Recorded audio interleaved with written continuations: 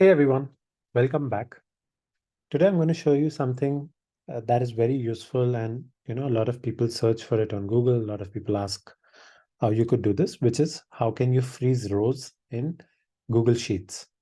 Now, freezing rows in Excel is a fairly straightforward process, but I'm going to show you how you can freeze rows in Google Sheets. There are two ways in which you can do that, right? I'm first going to show you a standard way and then a shortcut.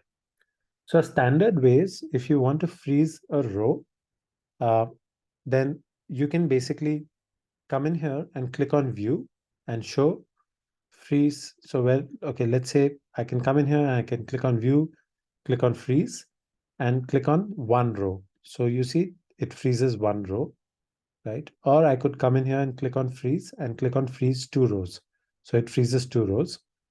But what if I had to freeze more than two rows, right? So you see there are standard option here, one and two, right? Then you need to keep your cursor where you want to freeze. Let's say, for example, I wanted to freeze row 7.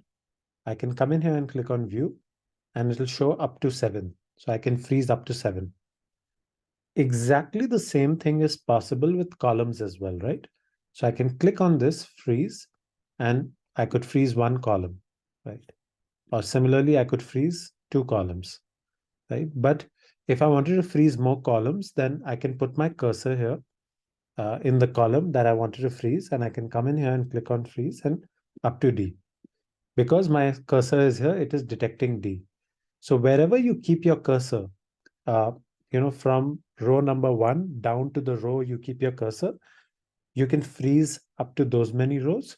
Similarly, you can freeze up to those many columns, right? Wherever you keep your cursor. Now, if I remove the freeze, right? So freeze and no columns. Then an easier way to do this, a quicker way to do this is, if you notice here, the freeze panels or the freeze panes are here. You could just drag them. So if I drag them here, you see they are frozen, right? So that's also an easier way to freeze columns and rows apart from this standard way, right? In which you can freeze it. So that's essentially how you freeze rows and columns in Google Sheets. Slightly different from Excel, but I hope you found this helpful.